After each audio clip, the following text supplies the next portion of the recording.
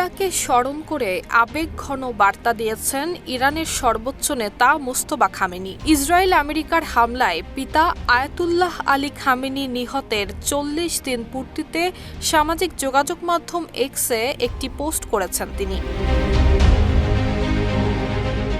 ৯ April প্রকাশিত ওই বার্তায় মুজতবা খামেনি বলেছেন, ইসলাম এবং ইরানের শত্রুদের ভয়াবহ অপরাধের মাধ্যমে ইসলামী বিপ্লবের নেতা শহীদ হয়েছেন। তিনি আরও উল্লেখ করেন, এই ঘটনা শুধু ইরানের জন্য নয়, পুরো ইসলামিক উম্মাহ এবং প্রতিরোধ আন্দোলনের জন্য বড় ক্ষতি।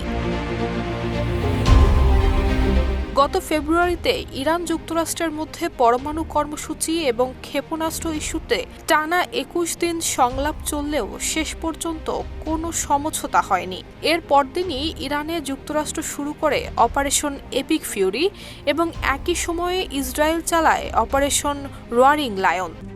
RICL TMX, যুগের পর যুগ স্থাপনা থাকে মজবুত।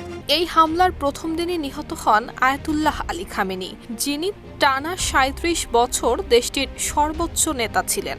ওই হামলায় খামেনির পরিবারের একাধিক সদস্য নিহত হন, যার মধ্যে তার স্ত্রী, কন্যা এবং নাতিও রয়েছেন। একই ঘটনায় আহত হন মুজতবা খামেনি নিজেও। বিভিন্ন আন্তর্জাতিক গণমাধ্যমে তাকে গুরুতর আহত বলা হলেও ইরানি সূত্র জানিয়েছে তিনি পায়ে আঘাত পেয়েছেন এবং তা প্রাণঘাতী নয়। ১৯৮৯ সালে ইরানের প্রথম সর্বোচ্চ নেতা আয়াতুল্লাহ রুহুল্লাহ খোমেনির মৃত্যুর পর সর্বোচ্চ নেতা হন আলী খামেনি। তার মৃত্যুর পর মুজতবা খামেনিকে নতুন সর্বোচ্চ নেতা হিসেবে নির্বাচিত করে ইরান।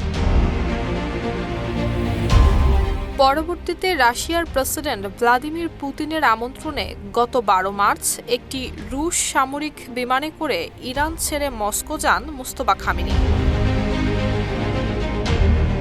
নুসরাত জাহান মেহেক, ঢাকা পোস্ট।